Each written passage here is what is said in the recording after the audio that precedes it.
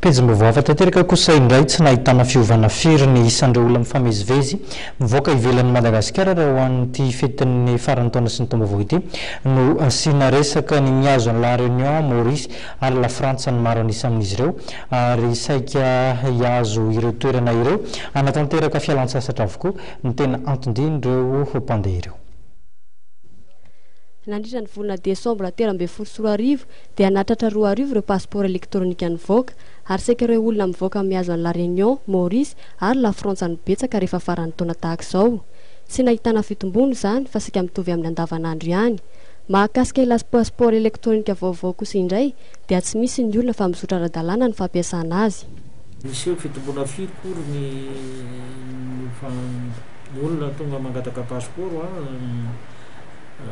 ohatrany andavanandro any fa raha ny passeport elektronika efa mivoaka hatramin'ny voalohan'ny volana Desambra hatramintsika androandro zao dia efa nisy any amin'ny 2 arivo mahery kely any zany efa mivoaka. Ny fampiasana aloha tsy dia misy olana amin'ny ankapobeny tsy misy olana fa misy fotsiny zareo amin'ny masovo frantsay moa izay mbola nangataka ny spécimen ny passeport io dia efa namenandry zareo zay dia miandry zareo ny valitenin zareo zany ny fanekeny ny fampiasana ny passeport io.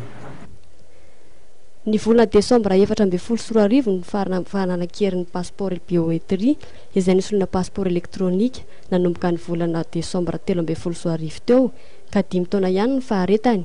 Ho an'ireo hanavao na hanamboatra vaovao kosa dia 2 alina sy 2 hetsy ariary ny vola ilaina amin'izany.